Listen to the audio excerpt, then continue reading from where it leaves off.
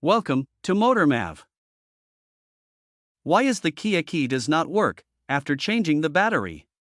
In this video, we will disclose all the reasons and solutions behind such issue, which will help you to get your key fob to work again. So, let's deep dive into the main discussion. Reason number 1, key fob programming issue. For this, reprogram the key fob. Reason number 2, the battery is not placed correctly. For this, place the battery correctly. Reason number 3, battery and battery contact terminals are dirty. In this case, clean the dirty battery. Reason number 4, faulty key fob. For this, replace the key fob. Reason number 5, weak or dead battery. In this case, change the battery.